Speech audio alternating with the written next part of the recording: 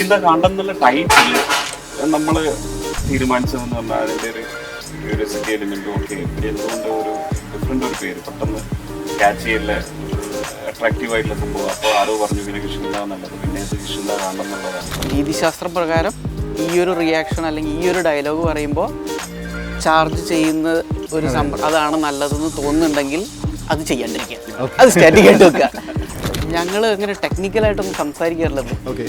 ഞങ്ങൾ അങ്ങനെ ഈ പറഞ്ഞ മിഡ് ക്ലോസ് ഷോട്ട്, ഇത് മിഡ് ഷോട്ട്, ഇത് 2 ഷോട്ട്, അടുത്ത് ക്ലോസ്, ഇനി over the shoulder suggestion, left profile, ഈ ഒരു ടെക്നിക്കൽ വാക്കുകൾ ഞങ്ങൾ ഉപയോഗിക്കാറില്ല.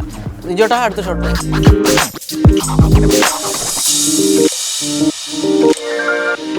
വേറെ നിവൃത്തിയില്ലാണ്ട് വരുമ്പോൾ നേരെ അത് എല്ലാ സിനിമക്കാരുടെയും ഒരു ഈസിയസ്റ്റ് ഓപ്ഷനായിട്ട് ലാസ്റ്റ് വയ്ക്കുന്നൊരു സാധനം. എന്നാൽ ഒരു നിവർത്തിയില്ല, എന്നാൽ റൂമിട്ടോ ടെലിയിട്ടോ എന്നുണ്ട് അടുത്ത പറമ്പിൽ പോയിരുന്നിട്ട് കട്ടപ്പെട്ടിയായിട്ട് വെച്ചിട്ട് ബാക്ക്ഗ്രൗണ്ടൊക്കെ കളഞ്ഞിട്ട് അങ്ങനെ ഷൂട്ട് ചെയ്യും. നമ്മൾ ക്ലൈമാക്സ് ചെയ്തത് 5ാമത്തെ ദിവസമായിരുന്നു. അപ്പോൾ ഈ ക്ലൈമാക്സ് ചെയ്യുമ്പോൾ തന്നെ ആസിക്ക് ഭയങ്കരമായിട്ട് ടെൻഷൻ ആയിരുന്നു. എക്സ്ട്രീം ഇമോഷൻസിലാണ് അയാൾ അതിനെ അവതരിപ്പിക്കേണ്ടത്. അപ്പം വിഷ്വലിലേക്ക് കടക്കുകയാണെങ്കിൽ ഇതിൻ്റെ ഒരു വിഷ്വൽ പാറ്റേൺ നിങ്ങൾ ഡിസൈൻ ചെയ്തത് ഏത് രീതിയിലാണ്? അതായത് ആദ്യം തന്നെ നമ്മൾ കാർഡ് കാണിക്കുന്ന ഒരു പോർഷൻ ഉണ്ടല്ലോ, അതായത് മണിയും വരുന്ന ഒരു പോർഷൻ, കാർഡ് കാണിച്ച് നമ്മൾ കയറി രജിസ്റ്ററായി കുറേ എന്താ പറയുക ഡോളിയിൻ ഷോട്ടുകൾ പോലെ നമ്മൾ വെച്ചതിന് ശേഷമാണ് അവിടെ അടുത്തൊരു പുതിയ ക്യൂരിയസ് ആയിട്ടുള്ളൊരു സാധനം താഴെ വീഴുന്നതും അപർണ അതിനെ ഫോളോ ചെയ്യുന്നത്, പിന്നീട് വീണ്ടും ആ പാർട്ടിയിലേക്ക് കൂട്ടായിട്ട് വീണ്ടും പോകുന്നത്. അപ്പോൾ അവിടെ നിന്നാണ് നമ്മൾ ശരിക്കും എന്താ പറയുക കിഷ്കിന്ത കാണ്ടം അല്ലെങ്കിൽ ആ സ്ഥലത്തിലേക്ക് വരുന്നത് ശരിക്കും പറഞ്ഞാൽ. അപ്പോൾ അതിൻ്റെ വിഷ്വൽ പാറ്റേൺ വിത്ത് മ്യൂസിക് ഇതെല്ലാം ബ്ലെൻഡ് ചെയ്തത് എങ്ങനെയാണ് ഇതിൻ്റെ ഒരു പരിപാടി?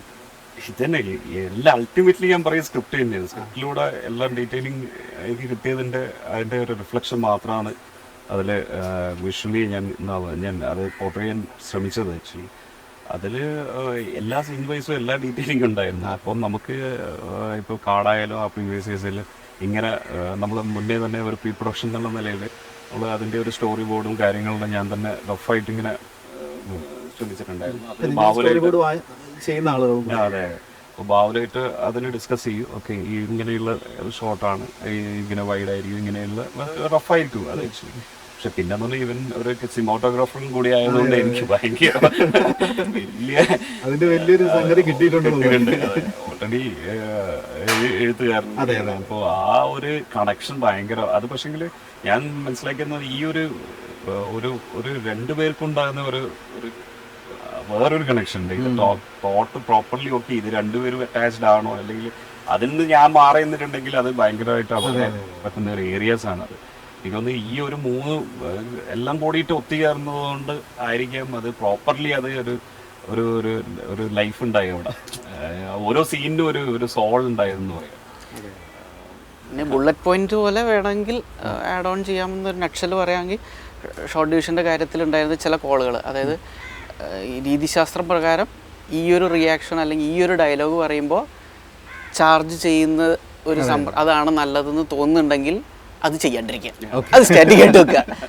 എന്താണോ പ്രേക്ഷകർ വിചാരിക്കുന്നത് അല്ലെങ്കിൽ പ്രേക്ഷകർ വിചാരിക്കുന്നത് നമുക്ക് ആ ടെൻഡൻസി ഒരു സംഗതി നമ്മൾ വായിക്കുമ്പോൾ തന്നെ നമുക്ക് ഫസ്റ്റ് തോട്ടിൽ തന്നെ ഇത് ഈ ഷോട്ട് ഇങ്ങനെ എടുക്കാനാണ് നമുക്ക് ടെൻഡൻസി തോന്നുന്നത്, അല്ലെങ്കിൽ ആ ഒരു മൊമെന്റ് അത് ഇങ്ങനെ എടുക്കുന്നതാണ്, നമ്മൾ അങ്ങനെയാണ് കണ്ടു ശീലിക്കുന്നത്, അങ്ങനെ എടുക്കുന്നതാണ് അതിന്റെ സേഫ് റൂട്ട് എന്നൊക്കെ തോന്നുന്നുണ്ടെങ്കിൽ അത് ഉറപ്പായിട്ടും ചെയ്യണം, അത് വെറുതെ സ്റ്റാറ്റിക് വെക്കുക.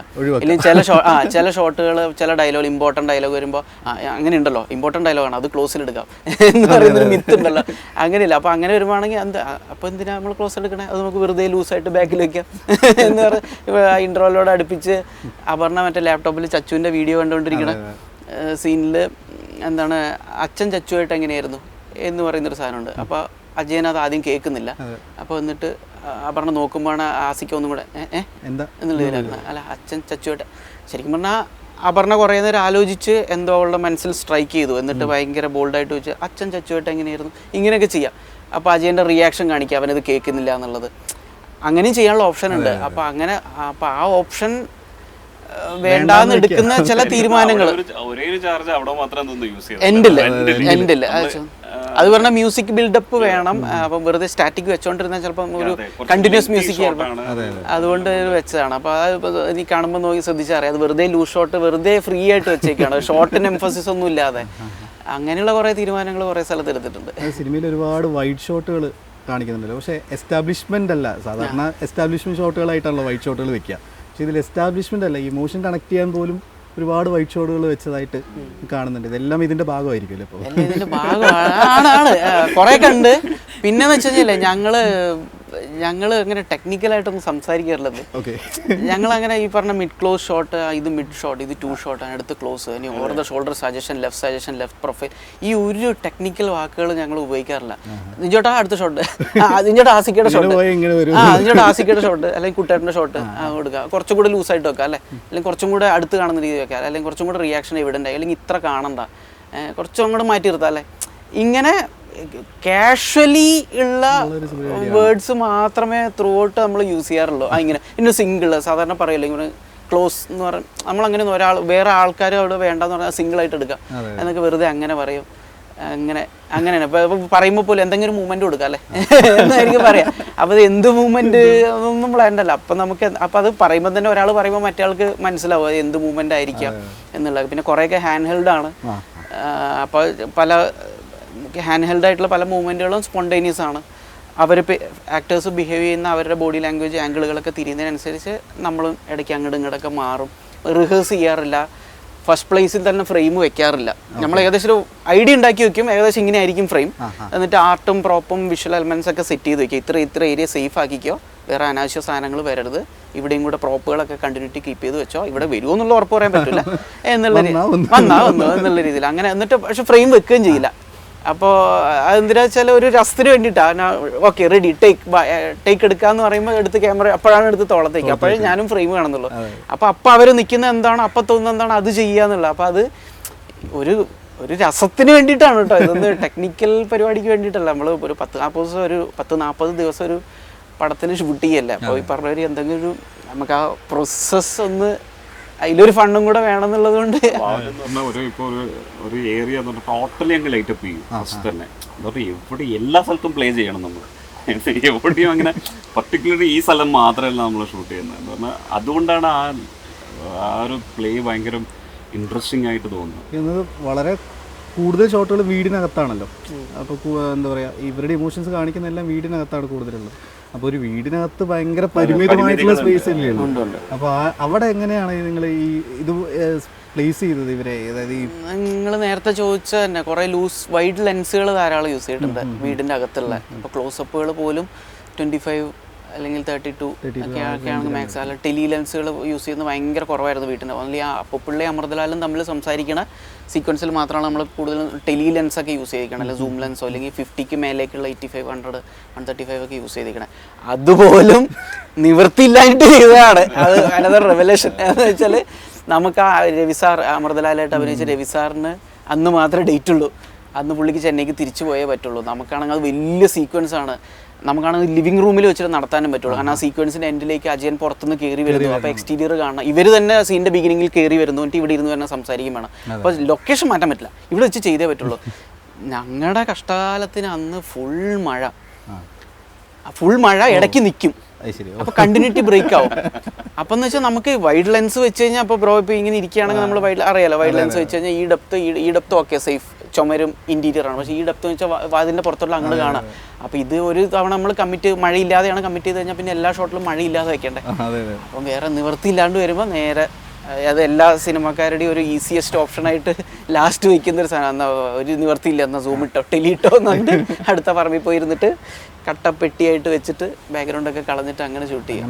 അതുകൊണ്ട് അതൊരു ആ സീനിൽ മാത്രമേ. ബാക്കി മോസ്റ്റ് ഓഫ് ദ സീനിൽ വൈഡ് ലെൻസുകൾ ഒരുപാട് ഉപയോഗപ്പെടുത്തിയിട്ടുണ്ട്. അത് ഈ പറഞ്ഞൊരു ക്ലോസ്ട്രോഫോബിയെ കുറയ്ക്കാൻ അത് സഹായിച്ചിട്ടുണ്ടാവാമെന്ന് വിചാരിക്കുന്നു. പിന്നെ ഈ പറഞ്ഞതുപോലെ തന്നെ എന്തൊക്കെ ചെയ്യാം എന്ന് നേരത്തെ വെച്ച വാർപ്പ് മാതൃകകളെ പൊളിച്ചുകൊണ്ട് നമ്മൾ എന്ത് ചെയ്യുന്നു, അതായത് ഇവിടെ ഇത് ചെയ്യാം എന്ന് ഒരാൾ പറയുകയാണെങ്കിൽ അവിടെ അത് വേണ്ട എന്നുള്ളതാണല്ലോ ഇപ്പോൾ പറഞ്ഞത്.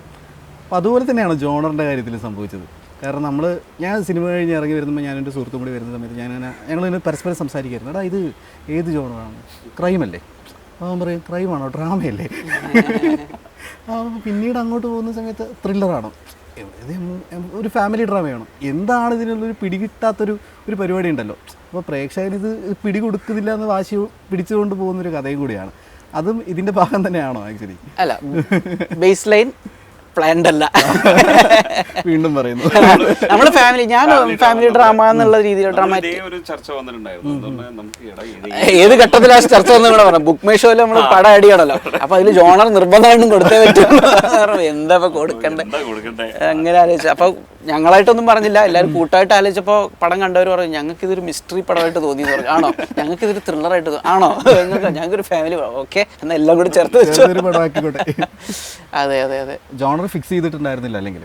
അല്ല, അതിനെക്കുറിച്ചൊന്നും അങ്ങനെ ആലോചിച്ചില്ലെന്നേ. ടെക്നിക്കലായിട്ട് അങ്ങനെ ഒന്നും ഒരു കഥ, ഒരു പ്ലോട്ട്, അത് ഇപ്പം എന്ത് ജോണറായാലും ആ കഥ അങ്ങോട്ട് പറഞ്ഞു തീർക്കുക. അത് പിന്നെ ഓഡിയൻസിന് അനുഭവപ്പെടുന്ന രീതിയിലിരിക്കും. ചില ആൾക്കാർക്ക് അത് ഫാമിലി പടമായിട്ട് തോന്നും, ചില ആൾക്കാർക്ക് മിസ്റ്ററി ആയിട്ട് തോന്നും, ചില ആൾക്കാർക്ക് ത്രില്ലറായിട്ട് തോന്നും, വേറൊരാൾക്ക് വേറൊരായിട്ടും ചിലപ്പോൾ തോന്നും. എഴുത്തിൻ്റെ കാര്യത്തിലും ഇതേ പാറ്റേൺ ആണ് കീപ്പ് ചെയ്തതെന്ന് കേട്ടിട്ടുണ്ട്. അതായത് സീൻ ഓർഡർ ഇങ്ങനെ എഴുതി പോവുകയാണ്, അതല്ലാതെ അതിൻ്റെ അടുത്ത് എന്തായിരിക്കും എന്നുള്ളത് പിടിയില്ലാത്ത രീതിയിൽ ഇങ്ങനെ പോകുന്നു. ആ ഒരു ഫ്ലോയിൽ പോകുന്ന സമയത്ത് കിട്ടുന്ന കാര്യങ്ങൾ റിവാച്ച് ചെയ്ത് ചെയ്യുന്നു എന്നുള്ളത് പറഞ്ഞിട്ടുണ്ടായിരുന്നു. ആ പ്രോസസ്സ് അത്രയ്ക്ക് എത്രത്തോളം എൻജോയബിൾ ആയിരുന്നു? നല്ല എൻജോയബിൾ അല്ലേ? അതിൻ്റെ ഒരു അതല്ലെങ്കിലുള്ള അവസ്ഥ ഞാൻ പറയാം. അതല്ലെങ്കിലുള്ളതെന്ന് വെച്ചാൽ നമ്മളൊരു വൺ ലൈൻ മൊത്തം അത് ആലോചിച്ചുണ്ടാക്കുക എന്ന് പറഞ്ഞു കഴിഞ്ഞാൽ തന്നെ നമുക്ക് ഭയങ്കര തല വർക്ക് ചെയ്യേണ്ട ഒരു പണിയാണ്. മേ ബി എൻ്റെ തലച്ചോറിന് അത്രയും കപ്പാസിറ്റി ഇല്ലാത്തതുകൊണ്ട് അത്ര അങ്ങനെ ആലോചിച്ചുണ്ടാക്കണം. പിന്നെ അതൊക്കെ സ്റ്റോർ ചെയ്യണം, പിന്നെ അത് നമ്മുടെ മൂഡിനെ ബാധിക്കും. നമ്മളാ വീട്ടുകാരായിട്ടൊക്കെ ഇൻട്രാക്ട് ചെയ്യുന്ന സമയത്തും ബാക്ക് ഓഫ് ദ മൈൻഡിൽ ചിലപ്പോൾ ഇത് ഓടിക്കൊണ്ടിരിക്കുകയായിരിക്കും. അപ്പോൾ അങ്ങനെ ഒരു ക്വാളിറ്റി ടൈം മിസ്സാവരുതെന്നുള്ളത് ആഗ്രഹം ഉണ്ടായിരുന്നു. ഒന്നാമത്തെ കാരണം. രണ്ടാമത്തെ കാരണം എന്ന് വെച്ച് കഴിഞ്ഞാൽ നമ്മൾ വൺ ലൈൻ മൊത്തം ആലോചിച്ച് കഴിഞ്ഞ് കഴിഞ്ഞാൽ അത് ചെയ്യാനൊരു സമയം എടുക്കും. പിന്നെ അത് ഏറ്റവും തൃപ്തികരമായിട്ടുള്ള രീതിയിൽ അത് ആലോചിച്ചുണ്ടാക്കണം എന്നിട്ട് അതിന് എത്ര ദിവസം എടുക്കുമായിരിക്കും എന്നുള്ളത് തമ്പുരാനറിയാം. പ്രഷറാണ്. അതൊക്കെ ആലോചിക്കും. പിന്നെയെന്ന് വെച്ച് കഴിഞ്ഞാൽ ഓക്കെ വൺ ലൈൻ മൊത്തം ഡിസൈഡ് ചെയ്തു എന്ന് വെച്ചോ, സീൻ ഓർഡറൊക്കെ ഉണ്ടാക്കിയെന്ന് വെച്ച് കഴിഞ്ഞാൽ ഓക്കെ ഫുള്ള് നമ്മൾ തീരുമാനിച്ചല്ലോ, ഇനി സ്ക്രിപ്റ്റ് എഴുതാൻ തുടങ്ങാമെന്ന് പറയുന്നത് നമ്മൾ അങ്ങനെ ഇരിക്കുകയാണെങ്കിൽ എനിക്ക് അത് ചിലപ്പോൾ ഒരു ക്ലറിക്കൽ ജോബ് പോലെ, ഒരു ഓഫീസ് ജോബ് പോലെ, ഒരു കൊട്ടേഷൻ എടുത്തിട്ട് തീർത്തു കൊടുക്കുന്ന പോലെ ഓക്കെ ഇതെല്ലാം ഡിസൈഡ് ചെയ്തു, ഇനി ഇതൊന്ന് എഴുതി തീർക്കണം അല്ലേ? ഓൾറെഡി ഡിസൈഡ് ചെയ്തിട്ടുള്ള സാധനങ്ങൾ എഴുതി തീർക്കണം, ഇനി അതിലേക്ക് ഡയലോഗ്സ് ചേർക്കണം എന്നൊക്കെ പറഞ്ഞ ഒരു കൊട്ടേഷൻ എടുത്തിട്ട് കരാർ പണി എടുത്തിട്ട് വീട് പണി തീർക്കുന്ന പോലെ ഒരു മടുപ്പൻ പണി ആവുമായിരിക്കും. അപ്പം എവിടുന്ന് എഴുതും ഇവിടെ അവിടെ ലിഫ്റ്റ് നല്ല എഴുതുന്നതാണ്. ഞാൻ ഇങ്ങനെ നോക്കുമ്പോണ്ടാകും ഇങ്ങനെ എവിടെയോ ഉണ്ട്. അപ്പം എനിക്ക് മനസ്സിലാക്കും ഇവ ഏതോ എഴുതിക്കൊണ്ട്. നമ്മൾ ട്രാവൽ ചെയ്യാണല്ലോ കഥാപാത്രങ്ങളിലൂടെ, അപ്പോൾ കിട്ടുന്നതെല്ലാം അങ്ങനെ ഗൂഗിൾ ഡോക്കിലാണ് എഴുതുന്നത് പറഞ്ഞു. അത് ഭയങ്കര ഉപകാരമാണ്. എന്ന് പറഞ്ഞാൽ ഏത് സമയത്തും എവിടെ വെച്ച് എഴുതാം.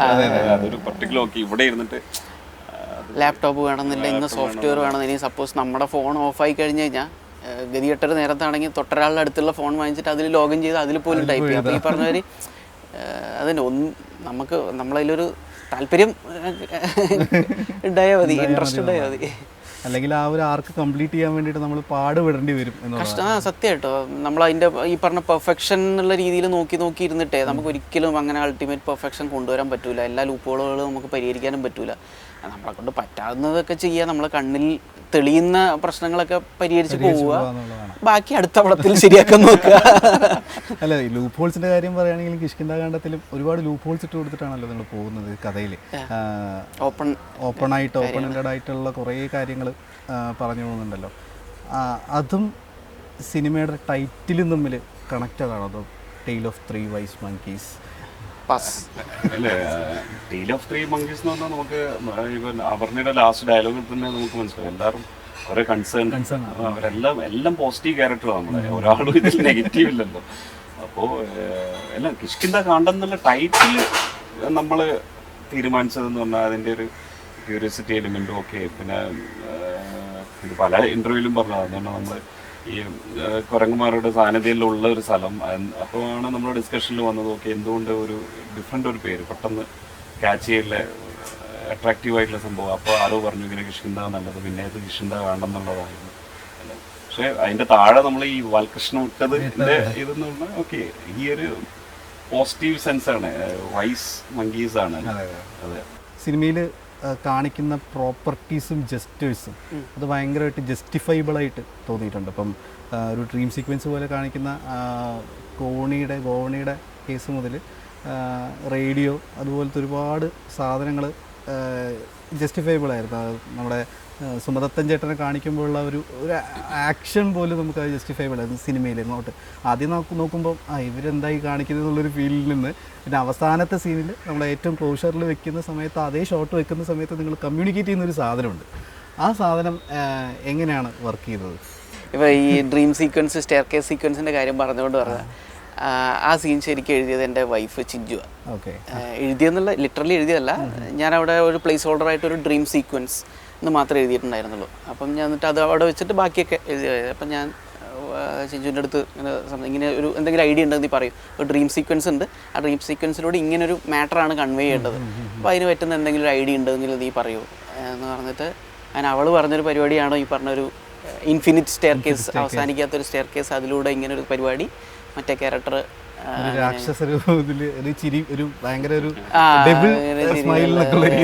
അതിന്റെ ക്രെഡിറ്റ് വൈഫിനുള്ള, ചിഞ്ചുവിനുള്ള. ഈ പോസ്റ്ററുകളിലാണെങ്കിലും ഈ ഗോവണിപ്പടികൾക്ക് ഭയങ്കര ഒരു പ്രാധാന്യം കൊടുത്തിട്ടുണ്ടെന്ന് തോന്നുന്നു. നമ്മളത് ഈവൻ നമ്മള് ഫസ്റ്റ് ഈ വീട് എന്ന് പറഞ്ഞ ഒരു ക്യാരക്ടർ തന്നെയാണ് അത്. നമ്മള് എനിക്കൊന്നും വീടില്ലെങ്കിൽ എനിക്കൊന്നും കഥയില്ല അല്ലേ. സത്യം പറഞ്ഞാൽ അത് വീട് ഭയങ്കര ക്യാരക്ടർ. അത് ഭാഗ്യം തന്നെ നമുക്ക് ലാസ്റ്റ് നമ്മളിപ്പോൾ ഉള്ളത് വീട്ടിലേക്ക് വീട് കിട്ടിയതെന്ന് പറയാം. എന്ന് പറഞ്ഞാൽ മുന്നേ നമ്മൾ കാസർഗോഡിൽ വീട് കണ്ടിട്ടുണ്ടായിരുന്നു. അതിൽ 3 സ്റ്റെപ്പായിരുന്നു. എല്ലാ സ്റ്റെപ്പിലൂടെ പോയാലും മുകളിലേക്ക് പോകാൻ പറ്റും. കോണിമാമ്പ് പോലെയാണ്. ഭയങ്കര കൺഫ്യൂഷനായിരുന്നു. ഇവിടെ ഒരു സ്റ്റെപ്പ്, അവിടെ ഒരു സ്റ്റെപ്പ്, ഭയങ്കര രസമായിരുന്നു. ആ വീട് കണ്ടിട്ട് എനിക്ക് ഭയങ്കര ഇഷ്ടമായി. പക്ഷേങ്കിൽ ഈവൻ നമുക്ക് പറ്റിയ സ്ഥലവും മീൻസ് ഒരു 4 ഏക്കറിൻ്റെ ഒത്ത നടുക്ക് ഒരു വീട്. പക്ഷെ അവസാനം ആ വീട് കിട്ടിയിട്ടില്ല. പിന്നെ ഞങ്ങൾക്ക് പേടിയെന്ന് പറഞ്ഞാൽ എന്താ പറഞ്ഞാൽ അങ്ങനത്തെ ഒരു വീട് കിട്ടുമോ എന്നുള്ള കുറേ തേടിയിട്ടൊന്നും കിട്ടിയിട്ടില്ല. ലാസ്റ്റാണ് ഈ നമ്മളിപ്പോഴത്തെ വീട് കിട്ടിയത്. അപ്പോൾ ഈ ഇപ്പം കിട്ടിയ വീട്ടിലെന്ന് പറഞ്ഞാൽ ഇപ്പോൾ നമ്മൾ ഷൂട്ട് ചെയ്ത സ്ഥലത്തെന്ന് പറഞ്ഞാൽ ഒരു കേണിപ്പടിയേ ഉള്ളൂ. അപ്പം തന്നെ നമുക്ക് ഭയങ്കര അയ്യോ നമുക്ക് കേണിപ്പടി. അപ്പം നമ്മൾ തപ്പി എവിടെയാണ് നമുക്ക് ഒരു സ്റ്റെപ്പ് കൂടി കാണാൻ പറ്റും. അങ്ങനെയാണ് നമ്മളെ ഡൈനിങ് ടേബിളിൻ്റെ ഉള്ളിലുള്ള അത് നമ്മുടെ ആർട്ട് ഡയറക്ടർ സജീഷ് നല്ല രസത്തിൽ എന്ന് പറഞ്ഞാൽ ഇപ്പം നിങ്ങൾ ആ വീട്ടിൽ പോയിട്ടുണ്ടെങ്കിൽ നിങ്ങൾക്ക് മനസ്സിലാവില്ല, അത്രയ്ക്കും ഒറിജിനാലിറ്റിയോട് കൂടിയിട്ടാണ് ആ ഒരു ആർട്ട് കൈകാര്യം ചെയ്തിരിക്കുന്നത്. അത് പല സ്ഥലങ്ങളും ആക്ച്വലി നമ്മുടെ അജയൻ്റെ റൂം പോലും നിങ്ങൾക്ക് മനസ്സിലാവില്ല, അത്രയ്ക്കും മാറ്റങ്ങളാണ് സംഭവിച്ചത്. ഈവൻ ലിവിങ് റൂം ആയാലും കൂടെ ഇപ്പം നമ്മുടെ അമൃതലാലും അപ്പുപ്പിള്ളിയും സംസാരിക്കുന്ന ആ ലിവിങ് റൂമിൻ്റെ സ്ട്രക്ചർ ടോട്ടലി മാറ്റിയെടുത്താണ്, ഡിഫറെൻ്റാണ്. അതെല്ലാം സജീഷ് എന്ന് പറഞ്ഞാൽ നമ്മൾ ആർട്ട് ഡയറക്ടറിൻ്റെ കഴിവാണ്. അപ്പോൾ ഇങ്ങനത്തെ ഓരോ ക്യാരക്ടർ വന്നപ്പോഴാണ് ആ ടോട്ടാലിറ്റിയിൽ ആ ഒരു വീടൊരു ക്യാരക്ടറായിട്ട് മാറിയതെന്ന് തോന്നുന്നു. പിന്നെ ജസ്റ്ററെല്ലാം ഇതന്നെ, ഓരോ ജസ്റ്ററെല്ലാം നമുക്ക് നമ്മുടെ ആഡ് ഓൺ ആയിരുന്നു, നമ്മുടെ പടത്തിന് ആഡ് ഓൺ ആയിരുന്നു. ഞാൻ കഴിഞ്ഞ ദിവസം ഒരു ഫേസ്ബുക്ക് പോസ്റ്റ് വായിച്ചായിരുന്നു, രഞ്ജിത്തേട്ടനെ കുറിച്ച് ഒരു സുഹൃത്ത് എഴുതിയ പോസ്റ്റായിരുന്നു. പണ്ട് ഷോർട്ട് ഫിലിം അഭിനയിക്കാൻ വേണ്ടി വിളിച്ചൊരു പോസ്റ്റ്. അപ്പോൾ ഒരു വട്ടം വിളിച്ചു, സുഹൃത്തിൻ്റെ ഫ്രണ്ടാണെന്ന് പറഞ്ഞിട്ട് പോയി അഭിനയിച്ചു. പിന്നെ കുറച്ച് ദിവസം കഴിഞ്ഞിട്ട് വീണ്ടും വിളിച്ചു, റീഷൂട്ട് ചെയ്യണമെന്ന് പറഞ്ഞിട്ട്. അനിൽ എന്നാണെന്ന് തോന്നുന്നു പേര്. ഒരു ഫേസ്ബുക്ക് പോസ്റ്റ് കണ്ടിരുന്നു ഞാൻ. അപ്പോൾ കിഷ്കിന്ധാഖണ്ഡത്തിൽ ഇതുപോലെ റീഷൂട്ടുകൾ ഉണ്ടായിട്ടുണ്ടോ? പഴയ ഒരു ആ സംഗതി ഓർത്തുകൊണ്ട് പറഞ്ഞതാണ് ഞാനത്. അല്ല, റീഷൂട്ട് നടന്നിട്ടുണ്ടായിരുന്നു. അതന്നെ ഇതിൻ്റെ മെയിൻ ഒരു സീക്വൻസ് റീഷൂട്ട് നടന്നിട്ടുണ്ടായിരുന്നു. അതെന്ന് പറഞ്ഞാൽ നമ്മുടെ ഈ ക്ലൈമാക്സ് പോർഷൻ്റെ റീഷൂട്ടായിരുന്നു. എന്ന് പറഞ്ഞാൽ അതന്നെ നമുക്ക് നമ്മൾ ഈ ഷൂട്ട് തുടങ്ങിക്കഴിഞ്ഞാൽ ഈ ക്യാരക്ടറിൻ്റെ ഒരു മീറ്റർ കിട്ടാൻ കുറച്ച് ദിവസങ്ങളാവും. അത് നമ്മൾ ആദ്യം വിചാരിക്കും ഓക്കെ ഇതാണ് മീറ്റർ എന്ന് വിചാരിക്കും. പിന്നെ എന്താണെന്ന് വെച്ചാൽ ഇല്ലടാ ഇത് കുറച്ചും കൂടി ഈ ലെവലിൽ വേണം. ഇങ്ങനത്തെ ഒരു കൺഫ്യൂഷൻ എപ്പോഴും ഒരു ഡയറക്ടർ ഫിലിം മേക്കേഴ്സിന് എപ്പോഴും ഉണ്ടാവുന്നത്. അപ്പോൾ എനിക്കൊന്ന് നമ്മുടെ ക്ലൈമാക്സ് ചെയ്തത് 5ാമത്തെ ദിവസമായിരുന്നു. അപ്പോൾ ഈ ക്ലൈമാക്സ് ചെയ്യുമ്പോൾ തന്നെ ആസിക്ക് ഭയങ്കരമായിട്ട് ടെൻഷൻ എന്ന് പറഞ്ഞാൽ എക്സ്ട്രീം ഇമോഷൻസിലാണ് അയാൾ അതിനെ അവതരിപ്പിക്കേണ്ടത്. അപ്പം എന്ന് പറഞ്ഞാൽ ഒരു ആക്ടറിനെ അപേക്ഷിച്ചിട്ട് അത് ഏറ്റവും വലിയ ഭയങ്കര ചാലഞ്ചിങ് ഇതാണ്. അപ്പം പക്ഷെ സാഹചര്യം കൊണ്ട് നമുക്ക് ആ ദിവസം എടുത്തേ മതിയാവുള്ളൂ എന്നുള്ള അവസ്ഥയായി. എന്ന് പറഞ്ഞാൽ കുറച്ച് ഡേറ്റ് ക്ലാഷസ് എല്ലാം ഉണ്ടായിരുന്നു. അപ്പോൾ എടുത്ത സമയത്ത് നമുക്ക് അതിൽ കുറച്ചുകൂടി ഇമോഷൻസ് എവിടെയോ കുറഞ്ഞ പോലെയോ അങ്ങനെ എനിക്ക് ഫീൽ ചെയ്തു. അപ്പോൾ ഞാൻ ബാബുവിനോട് ഡിസ്കസ് ചെയ്തു, എടാ ഇങ്ങനെയല്ല കുറച്ചും കൂടി അതിൻ്റെ വേറൊരു വേർഷൻ വേണ്ടി വരും. അപ്പം നമ്മൾ വിചാരിച്ചു ഇപ്പം പറയണ്ട പ്രൊഡക്ഷനോട്, എന്നാൽ ഈ പ്രൊഡക്ഷൻ ആ സമയത്ത് എന്തെങ്കിലും പറഞ്ഞാൽ തീർന്നു. ഇപ്പം പറയണ്ട, നമുക്കൊന്ന് കുറച്ചൊന്ന് പോയിട്ട് നമുക്ക് തീരുമാനിക്കാം. അപ്പോൾ ലാസ്റ്റ് ഡേയ്സ് ആയ സമയത്ത് നമ്മൾ ഇത് അവതരിപ്പിച്ചു. തന്നെ കോളാട് ഈ ഷൂട്ടാ അത് നടക്കില്ല. ലാസ്റ്റ് നമ്മളത് കൺവിൻസ് ചെയ്യിച്ചു. എന്താ പറഞ്ഞാൽ അതിൻ്റെ ഇമ്പോർട്ടൻസ് അവർക്കും പറഞ്ഞു കൊടുത്തു. എന്താണ് ഇത് പാളിപ്പോയിട്ടുണ്ട്, ടോട്ടൽ മൂവി പോകും. അപ്പോൾ ലാസ്റ്റ് അത് റീഷൂട്ട് ചെയ്തപ്പോൾ സത്യം പറഞ്ഞാൽ നല്ലതായി മാറിയെന്നല്ലേ. ഞാൻ പറഞ്ഞാൽ അന്ന് നമ്മൾ കോംപ്രമൈസ് ചെയ്തിട്ടുണ്ടെങ്കിൽ ഇതാണ് ചെറിയ ചെറിയ കാര്യങ്ങളാണ് പെർഫെക്ഷൻ കിട്ടിയെന്ന് ഒരു 3-4 മണിക്കൂറിന്റെ കാര്യമായിട്ട് പറയുന്നത്. ഷൂട്ട് എന്ന് പറഞ്ഞു കഴിഞ്ഞാൽ ഒരു 2-3 ദിവസത്തെ കാര്യമല്ല, ഒരു 3 മണിക്കൂർ 4 മണിക്കൂർ ടോട്ടലും അല്ല, ജസ്റ്റ് ഇനീഷ്യൽ മൊമെന്റിലുള്ള കുറച്ച് റിയാക്ഷൻസും കുറച്ച് ഗസ്റ്റേഴ്സ് അത്രേ ഉള്ളൂ. അങ്ങനെ പല കാര്യങ്ങളുണ്ട്. അത് അമ്മിണിപ്പള്ളിയിൽ എനിക്ക് പല സ്ഥലങ്ങളിലും തോന്നിയതാണ്. ചെറിയ കാര്യങ്ങളായിരിക്കും, നമ്മൾ അത് അന്ന് ചെയ്താൽ മതി. അപ്പോൾ അത് നമ്മൾ വെറുതെ ഓക്കെ പല കാരണം കൊണ്ട് വേണ്ടാന്ന് വെച്ചിട്ട് പിന്നെ ലാസ്റ്റ് നമുക്ക് എപ്പോഴും അതൊരു റോങ് ആയിട്ട് മാറും. എന്നിട്ട് നമ്മൾ ആ സമയത്ത് തീർച്ചയായിട്ടും ഇപ്പോൾ ഹാപ്പി ആയിട്ട് മാറി. നമ്മൾക്ക് എപ്പോഴും first impression is the best impression എന്നൊക്കെയാണല്ലോ പറയാം. അപ്പോൾ ഞാൻ കേട്ടിട്ടുണ്ട് 8 ദിവസം കൊണ്ടാണ് ഫസ്റ്റ് ഡ്രാഫ്റ്റ് എഴുതി തീർത്തത് എന്നുള്ള കഥ. അപ്പോൾ അതിൻ്റെ ഫസ്റ്റ് തോട്ടിൽ ഈ സംഗതി എങ്ങനെയായിരുന്നു? പിന്നെ അതിൻ്റെ ഒരു വളർച്ചയുണ്ടല്ലോ, ആ ഒരു പ്രോസസ്സ് ഉണ്ടല്ലോ, അത് കഴിഞ്ഞിട്ട് ദിഞ്ചിത്തേട്ടനോട് പറയുമ്പോൾ ദിഞ്ചിത്തേട്ടനത് എങ്ങനെയായിരുന്നു ഇതെടുത്തത്, ഈ 2 പരിപാടികൾ? ഇത്രേ ഉള്ളൂ. ഞാൻ മറ്റേ ഇതിലൊക്കെ പറഞ്ഞ പോലെ തന്നെയാണ്.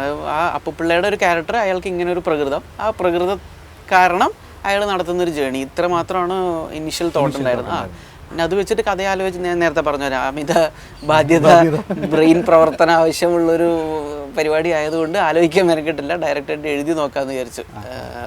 അങ്ങനെ എഴുതിയപ്പോൾ പിന്നെ പോകെ ഫില്ല് ചെയ്ത് അങ്ങനെ വരുമായിരുന്നു. അച്ഛനാണ് ആദ്യം വായിക്കാൻ കൊടുത്തത്. അപ്പോൾ സിനിമയിലാണെങ്കിലും ഫാദർഹുഡാണ് ഏറ്റവും പ്രധാനപ്പെട്ട ഒരു സംഗതിയായിട്ട് വരുന്നത്. അതിനെങ്ങനെയാണ് നോക്കിക്കാണുന്നത്? അല്ല, ഞാൻ വീട്ടിൽ എല്ലാവരുമായിട്ടും ക്ലോസ് ആണ്, അച്ഛനായിട്ടും ക്ലോസ് ആണ്. അപ്പോൾ അച്ഛൻ ഒരുപാട് സിനിമയൊക്കെ കാണുന്ന ഒരാളാണ്. അപ്പോൾ അതുകൊണ്ട് അച്ഛൻ്റെ ഒപ്പീനിയൻ നല്ലതായിരിക്കും എന്ന് എനിക്ക് തോന്നി. അപ്പോൾ നമ്മളായാലും വീട്ടിലായാലും ചെറുപ്പത്തിലൊക്കെ പഠിക്കും, നമ്മളെന്തെങ്കിലും കുത്തിക്കുറിച്ചിട്ടാലോ കവിത എഴുതിയാലോ കഥ എഴുതിയാലോ അല്ലെങ്കിൽ മണ്ണുകൊണ്ടൊരു അല്ലേ ഒരു പ്രതിമയൊക്കെ ഉണ്ടായി കഴിഞ്ഞാൽ നമ്മൾ വീട്ടുകാർ അച്ഛനും അമ്മേനും വിളിച്ചിട്ട് കാണിക്കുമല്ലോ. ആ രീതിയിൽ കാണിക്കുന്നതാണ് അവരുടെ അഭിപ്രായം അറിയാനുള്ളൊരു കൗതുകം കൊണ്ട്. പിന്നെ ആ പറയുന്ന ഒപ്പീനിയൻ അതൊരു സെർട്ടൺ പെർസെൻറ്റേജ് ഓഫ് ദ ഓഡിയൻസിനെ അവർ റെപ്രസെൻറ്റ് ചെയ്യുന്ന ആൾക്കാരും ആയിരിക്കുമല്ലോ. പിന്നെ അതന്നെ അന്ന് ഇത് സിനിമയാക്കാൻ പറ്റുന്നൊന്നും അന്നും പ്രതീക്ഷയൊന്നുമില്ല. ഇത് എഴുതി കഴിഞ്ഞിട്ട് അവർക്ക് വായിക്കാൻ കൊടുക്കുമ്പോൾ പോലെ നമ്മൾ ഈ പറഞ്ഞ അഗെയിൻ അത് ഞാൻ ഒരു കണ്ടന്റ് എഴുതി അതൊന്ന് വായിച്ചിട്ട് നിങ്ങൾ അഭിപ്രായം പറയാം, അത്രേ ഉള്ളൂ. ഫസ്റ്റ് ഡ്രാഫ്റ്റ് കഴിഞ്ഞിട്ട് ഇപ്പം ഫൈനലിലേക്ക് എത്താൻ എത്ര സമയം എടുത്തു? ഫസ്റ്റ് ഡ്രാഫ്റ്റ് തന്നെയാണ് ഏറെക്കുറെ ഇപ്പോൾ കാണുന്ന സിനിമയുടെ 90% ഫസ്റ്റ് ഡ്രാഫ്റ്റ് തന്നെയാണ്. വലിയ മാറ്റങ്ങൾ വന്നിട്ടില്ല. കുറേ കാര്യങ്ങൾ നമ്മൾ ഒഴിവാക്കിയിട്ടുണ്ട്, കുറച്ച് സീനുകൾ നമ്മൾ ഒഴിവാക്കിയിട്ടുണ്ട്. പിന്നെ ചില സീനുകൾ 2 സീനുകളായിട്ട് കിടന്നിരുന്നത് ഒരുമിച്ച് ചേർത്തിട്ടുണ്ട്. ഫസ്റ്റ് ഹാഫിന് ശേഷമുള്ള കാര്യം പറയണേ, 2 സീനുകളിലായിട്ട് ചെതറി കിടന്നിരുന്ന സാധനം ഇത് 2 സീൻ വേണ്ട, ആ സീനിൽ പറയുന്ന ആ കണ്ടന്റും കൂടെ ഇങ്ങനെ എടുത്തിട്ട് ഇതിൻ്റെ കൂടെ തന്നെ അങ്ങോട്ട് പറഞ്ഞേക്കാം എന്നുള്ള രീതി. അങ്ങനെയുള്ള പരിപാടികൾ. ചില സീനുകളുടെ ഓർഡർ ഈ സീനിന് മുന്നേ ഈ സീൻ വരാം എന്നുള്ള അങ്ങനെയുള്ള കുറച്ച് തീരുമാനങ്ങൾ എടുത്തിട്ടുണ്ട്. അതിൽ നമ്മുടെ എഡിറ്റർ സൂര്യചേട്ടനും കൂടെ ആ പ്രോസസ്സിൽ നമ്മുടെ കൂടെ ഉണ്ട്. വെരി ഇനീഷ്യൽ സ്റ്റേജിൽ തന്നെ ഷൂട്ടൊക്കെ തുടങ്ങുന്നതിന് മുന്നേ പിന്നെ ഉറപ്പായിട്ടുണ്ട്. അത് ഏറ്റവും നല്ലതാണ്, എഡിറ്റേഴ്സ് ഏറ്റവും നേരത്തെ ഇൻവോൾവ് ആകുന്നത്. അത് ഈ പറഞ്ഞവർ നല്ലൊരു റാപ്പവും കൂടെ ഉണ്ടാകണം. ജസ്റ്റ് ഫോർ നെയിം സേക്ക് ഏതെങ്കിലും കൊടുത്തിട്ട് അഭിപ്രായം പറയാം, അങ്ങനെയല്ല. അവർ പറയുന്ന പരസ്പര ബഹുമാനം വേണം, ഭയങ്കര ഒരു ക്രിയേറ്റീവ് ഇൻട്രാക്ഷൻ വേണം, ഒരു ഫ്രീഡം വേണം. അവിടെ എന്തും ഡിപ്ലോമാറ്റിക് ഒന്നും കാണിക്കാതെ. ഇപ്പോൾ ചിലർക്ക് നമ്മളിപ്പോൾ ചില ആൾക്കാർ മറ്റൊരാൾക്ക് വായിക്കാൻ കൊടുക്കുന്നത് അത് വായിച്ചിട്ട് നല്ലതാണെന്ന് തന്നെയുള്ള അഭിപ്രായം കേൾക്കാൻ വേണ്ടിയിട്ട് തന്നെ വായിക്കാൻ കൊടുക്കും. അപ്പം അത് ചിലപ്പോൾ വായിക്കാൻ ഇരിക്കുന്നവർക്കും അറിയാം ഇവർ എൻ്റെ വായിന്ന് നല്ല അഭിപ്രായം സൂപ്പറായിട്ടുണ്ടെന്നുള്ള അഭിപ്രായം പറയാൻ വേണ്ടിയിട്ടാണ് ഞാനിപ്പോൾ എനിക്ക് വായിക്കാൻ തോന്നുന്നു. പക്ഷെ ഞങ്ങളുടെ സൂര്യേട്ടൻ്റെ ഇടയിൽ എന്ന് വെച്ചാൽ അതില്ല. ഞങ്ങൾ സൂര്യേട്ടന് കൊടുക്കുന്നത് ഓണസ്റ്റ് ഒപ്പീനിയൻ കേൾക്കാൻ വേണ്ടിയിട്ടാണ്, പ്രശ്നങ്ങൾ ചൂണ്ടിക്കാട്ടാൻ വേണ്ടിയിട്ടാണ്. അത് സൂര്യേട്ടനും അറിയാം, ഞങ്ങൾക്ക് ഒരു പ്രശ്നം ഹേർട്ടാവുകയും ചെയ്യില്ല. അപ്പോൾ സൂര്യേട്ടൻ വളരെ ഫ്രാങ്കായിട്ട് തന്നെ പറയും ഇങ്ങനെ ചെയ്യാമെന്ന്. ഞങ്ങളും അതെ നമുക്കും അങ്ങനെ മറ്റേ ഇൻസെക്യൂരിറ്റീസോ പൊസസീവ്നെസ് ഒന്നും ഇല്ല. കാരണം പുള്ളിയും പറയുന്നത് പുള്ളിയുടെ പേഴ്സണൽ നേട്ടത്തിനല്ലല്ലോ, പ്രൊഡക്റ്റ് നന്നാവാൻ വേണ്ടിയിട്ടാണ്. അപ്പോൾ അത് തന്നെ നമുക്ക് പ്രൊഡക്റ്റ് ഏറ്റവും നന്നായാൽ മതിയല്ലോ. അതിന് എവിടെ നിന്നൊക്കെ നമുക്ക് കോൺട്രിബ്യൂഷൻ കിട്ടുന്നോ അതൊക്കെ നമ്മൾ മുറുക്കെ പിടിക്കുക. അതാ ഞാൻ പറഞ്ഞത് നേരത്തെ, വൈഫാണ് ആ സീക്വൻസ് എഴുതിയത് തന്നതെന്ന് പറഞ്ഞത് പോലും അങ്ങനെയാണ്. അപ്പോൾ ആരുടെ എല്ലാം കിട്ടുന്നതൊക്കെ എടുക്കും. ആദ്യ ദിവസങ്ങളിൽ കളക്ഷൻ്റെ കാര്യത്തിലാണെങ്കിലും ആളുകൾ പിന്നെ വളരെ കുറഞ്ഞ ഒരു തിയേറ്റർ സ്പേസിൻ്റെ കാര്യത്തിലാണെങ്കിലും കുറവായിരുന്നു. പിന്നീട് അങ്ങോട്ട് ആളുകൾ ഏറ്റെടുത്ത് തുടങ്ങി. മൗത്ത് പബ്ലിസിറ്റി എന്ന് പറയുന്നൊരു സാധനത്തിലൂടെയാണ് ഏറ്റെടുത്ത് തുടങ്ങിയത്. അപ്പോൾ ആസ് എ ക്രിയേറ്റേഴ്സ് ഇപ്പം കിഷ്കിന്ധാകണ്ഠൻ എല്ലാവർക്കും ഇഷ്ടപ്പെടുന്നു എന്ന് പറയുന്ന സമയത്ത് നിങ്ങളുടെ ഒരു ഫീൽ ഇപ്പം എങ്ങനെയാണ്? ഭയങ്കര ഹാപ്പി അല്ലേ? ഇന്നലെ ഇതൊരു 130 തിയേറ്ററിലായിരുന്നു, 130 സ്ക്രീനുകളിലായിരുന്നു റിലീസ് ചെയ്തത്. ഇന്ന് 2ാം വാരം തുടങ്ങുകയാണ്, നെക്സ്റ്റ് ഫ്രൈഡേ. ഇന്ന് 300 സ്ക്രീനുകളിലേക്ക് ആഡ് ഓൺ 130 നിന്ന് 300ലേക്ക് അത് വന്നിട്ടുണ്ട്. വേൾഡ് വൈഡ് റിലീസ്, അതും വേൾഡ് വൈഡ് എന്ന് പറഞ്ഞാൽ ഉഗാണ്ട പോലും റിലീസ് ചെയ്യാൻ ഇന്നേ വരെ മലയാള സിനിമ ഇറങ്ങിയിട്ടില്ലാത്ത രാജ്യങ്ങളിലൊക്കെ നമ്മൾ ഇറക്കുന്നു. അല്ലേ, ഇതെന്ന് പറഞ്ഞാൽ എവിടെയും പ്ലേസ് ചെയ്യാൻ പറ്റുന്ന കണ്ടന്റാണ്. ആ സ്ട്രോങ് ബിലീവാണ് നമ്മൾ ഡ്രൈവ് ചെയ്യുന്നത്. അപ്പോൾ അതും ജോലിച്ചേട്ടനെ പോലത്തെ ഒരു പ്രൊഡ്യൂസർ ഉണ്ടെങ്കിൽ എന്തും സാധ്യമാണ്. ഇന്നത്തെ കാലത്ത് അങ്ങനത്തെ ഒരു പ്രൊഡ്യൂസർ ജോബി ചേട്ടൻ്റെ ആ ഒരു കോളും ദീർഘവീക്ഷണവും ഈ ഇൻഡസ്ട്രീനെ കുറിച്ചുള്ള അണ്ടർസ്റ്റാൻഡിങ്ങും ഒക്കെ ഇപ്പോൾ ഫസ്റ്റ് ഡേ റിലീസായപ്പോൾ നിങ്ങൾ ഈ പറഞ്ഞ പോലെ ജോബി ചേട്ടനെ ഏതോ ഒരു തിയേറ്റർ ഓണർ വിളിച്ചിരുന്നു. തിയേറ്റർ ഓണർ വിളിച്ചിട്ട് പറഞ്ഞു പടം അസലായിട്ടുണ്ട്, നന്നായിട്ടുണ്ട്, നല്ല പടമാണ്, പക്ഷെ അത് ഈ സമയത്ത് ഇറക്കണമായിരുന്നു, നിങ്ങൾക്ക് സീസണിന് അങ്ങനെ ഈ സമയത്ത് ഇറക്കണമായിരുന്നു, കുറച്ച് മാറിയിട്ട് ഇറക്കിയാൽ മതിയില്ലായിരുന്നു എന്ന് ചോദിച്ചു. ആ വ്യാഴാഴ്ച ഇറങ്ങിയ ദിവസം ജോബി ചേട്ടൻ പറഞ്ഞു നീ ഒരു 2 ദിവസം കഴിഞ്ഞിട്ട് എന്നെ ഒന്ന് വിളിക്കണേ എന്ന് അത്ര മാത്രമേ പറഞ്ഞുള്ളൂ. പറഞ്ഞ പോലെ ആ അടുത്ത 2 ദിവസങ്ങളുടെ വെള്ളി ശനി കഴിഞ്ഞ് ഞായറാക്കുമ്പോഴേക്ക് ഈ പറഞ്ഞൊരു എക്സ്ട്രാ ഷോസ് ഏടാകുന്നു, രാത്രി 2 മണി വെളുപ്പിന് ഷോസ് നടന്നു, ഹൗസ്ഫുൾ ടിക്കറ്റ് കിട്ടാനില്ലാത്ത അവസ്ഥ എന്നൊക്കെ പറഞ്ഞിട്ടുണ്ട്. പുള്ളി തിയേറ്റർ ഓണർ നേരെ തിരിച്ചു വിളിച്ചിട്ട് ഇതാ തിയേറ്റർ ഓണർ ഞങ്ങളോട് പറഞ്ഞു കേട്ടോ. ഞാൻ വിളിച്ചിട്ട് ഞാൻ പറഞ്ഞു ചേട്ടാ നമിച്ചു. അത് കണ്ടന്റിലുള്ള വിശ്വാസമാണല്ലോ ഏറ്റവും പ്രധാനപ്പെട്ട കാര്യം. കണ്ടന്റിലും ഓഡിയൻസിലുള്ള വിശ്വാസം. ഓഡിയൻസിന് ഈ കണ്ടന്റ് എന്തായാലും നല്ല കണ്ടന്റ് കൊടുത്തു എന്ന് പറഞ്ഞാൽ ആരും അങ്ങനെ തിരസ്കരിക്കാറില്ല. നല്ല കണ്ടന്റ് ആണെങ്കിൽ എന്തായാലും ഓടും. അപ്പോൾ നമുക്ക് വൈൻഡപ്പ് ചെയ്യാം എന്ന് തോന്നുന്നു. നല്ല കണ്ടന്റ് ആയതുകൊണ്ട് തന്നെ എല്ലാവരും നന്നായിട്ട് നല്ല രീതിയിൽ സ്വീകരിച്ച ഒരു സിനിമയാണ് കിഷ്കിന്ധാകാന്ഡം. എനിക്ക് ഉറപ്പാണ് ഒരു ഫെസ്റ്റിവൽ സീസൺ ആണെങ്കിൽ കൂടെ കയ്യടികളും ആർപ്പുവിളികളുമായിട്ട് ഒരിക്കലും ഒരു പ്രേക്ഷകരും കിഷ്കിന്ധാകാന്ഡം കണ്ട് തിയേറ്ററിൽ വിട്ട് പോകുന്നുണ്ടാവില്ല. അതായത് കുറച്ചൊരു ഒരു മനസ്സിനൊരു ബുദ്ധിമുട്ട്, ആ ക്യാരക്ടേഴ്സ് ഹോണ്ട് ചെയ്യുന്ന ആ ഒരു രീതി കുറച്ച് സ്റ്റക്ക് ആവാതെ ഒരിക്കലും ഇറങ്ങി പോകാൻ പറ്റുമെന്ന് തോന്നുന്നില്ല. അല്ല, അത് ഇന്നലെ തന്നെ ഒരു പെൺകുട്ടി എന്നെ കോൾ ചെയ്തു, കരഞ്ഞുകൊണ്ടാണ് വിളിക്കുക. കരഞ്ഞിട്ട് ഇവള് ഞാൻ ചോദിക്കുക എന്താ പറ്റിയ, എനിക്ക് പേടിയാന്ന് പറഞ്ഞാൽ ഇന്നത്തെ കാലത്ത് ഒരു പെൺകുട്ടി കരഞ്ഞിട്ടാണ് വിളിക്കാന്ന്. അപ്പോൾ വിളിച്ചിട്ട് അവൾക്ക് എന്താ പറയണ്ടേന്ന് അറിയില്ല. അപ്പം ഞാൻ ഏതോ ഇന്റർവ്യൂ ഞാനിവനോട് ഒരു പെണ്ണ് കരഞ്ഞുകൊണ്ടിരിക്കും, 1 മിനിറ്റ് വെയിറ്റ്. അപ്പോൾ പറഞ്ഞാൽ